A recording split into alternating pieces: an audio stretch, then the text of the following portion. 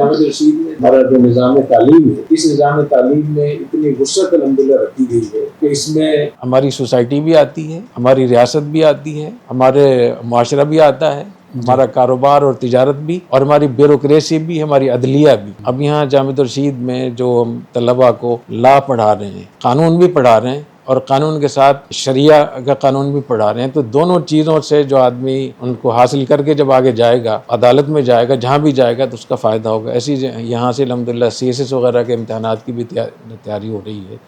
تو یہ جو فیڈرل کے مرکزی حکومت کے اندر جو جتنے بھی عہدے ہوتے ہیں، یا پبلک سروس کمیشن جو صوبے کا جو سلسلہ ہوتا ہے، تو دونوں کے لیے الحمدللہ یہاں سے ہم لوگ تیار کر رہے ہیں۔ ایسے ہی بگڑے ہوئے نظام کو ٹھیک کرنے کے لیے، یا ٹھیک نظام کو بہتر کرنے کے لیے، یا غلط پالیسیوں کو ٹھیک کرنے کے لیے، یا ٹھیک پالیسیوں کو بہتر کرنے کے لیے پوری دنیا میں تھنک ٹینک ہوتے ہیں۔ تو ہمارا جو ادارہ ہے CPRD، اس کا مقصد بھی ہے کہ ریسرچ کی بنیاد پہ ہم حکومتوں کو، ریاستوں کو اور ریاستی اداروں کو مشورے دیں۔ تو اگر کوئی انصاف کے ساتھ ہمارے تعلیمی نظام کا مطالعہ کر لے تو اس میں کوئی بھی ایسی جہت نہیں ہوگی جس میں یہاں سے کام نہیں ہو رہا، لیکن ہم اس کو دیکھتے ہیں کہ ہمارے بس میں کیا ہے، ہمارے اختیار میں کیا ہے، اور اہم کیا ہے، اور اگر کوئی کام ایسے اس کو لوگ کر رہے ہیں الحمدللہ، تو کوئی ضرورت نہیں کہ ہم خواہ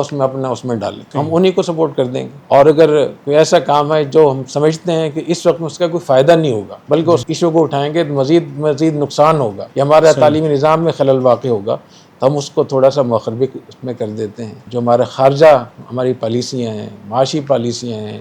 اسلامائزیشن کے حوالے سے اور اسلامی اقتصاد کے حوالے سے، وہ سب چیزیں الحمدللہ یہاں سے ہو رہی ہیں۔ اس لیے میں بار بار اس بات کو پھر دہراتا ہوں، جامعۃ الرشید اور جامعۃ الغزالی اور اس سے متعلقہ جو ہمارے ادارے ہیں، اس میں جو لوگ بھی حصہ لے رہے ہیں وہ سمجھیں کہ ان تمام فرائض میں حصہ لے رہے ہیں جو ہمارے ذمے ہیں۔ اللہ تعالیٰ کو کیا منظور ہے ہمیں نہیں معلوم، لیکن ہم اپنی طرف سے کوشش کریں گے، اور اس امید پر کہ نبی کریم صلی اللہ علیہ وسلم نے ارشاد فرمایا کہ جو شخص ایک کھجور حلال طیب سے اللہ کے راستے میں دیتا ہے، اللہ اس کو دائیں ہاتھ سے اس کا استقبال فرماتے ہیں، فَيُرَبِّيهَا كَمَا يُرَبِّي أَحَدُكُمْ فُلُوَّهُ أَوْ فَصِيلًا۔ پھر اللہ تعالیٰ اس ایک کھجور کو ایسے پرورش کرتے، ایسے پالتے ہیں، ایسے بڑھاتے ہیں جیسے کہ تم اونٹنی کے بچے کو یا گھوڑی کے بچے کو پالتے ہو، کیونکہ اس زمانے میں یہ چیزیں سب کو معلوم تھا کہ جانوروں کو کیسے پالا جاتا ہے۔ حتیٰ تکون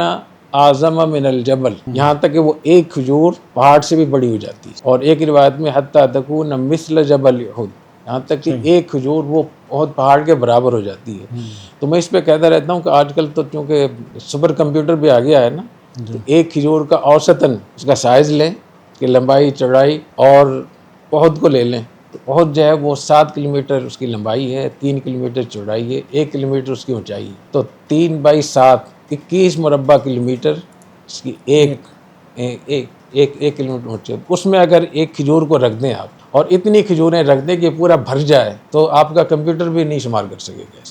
اس سے معلوم یہ ہوا کہ جب آپ اخلاص کے ساتھ کوئی کام کریں گے تو اللہ تعالیٰ اس میں اتنی برکت ڈالیں گے، اتنی برکت ڈالیں گے، حتیٰ تکون مثل جبل احد۔ تو انشاءاللہ مجھے بہت امید ہے کہ یہاں کی پالیسیوں میں، یہاں کے تعلیمی نظام میں، یہاں کی جو تربیت ہے، جو یہاں کا مشن ہے،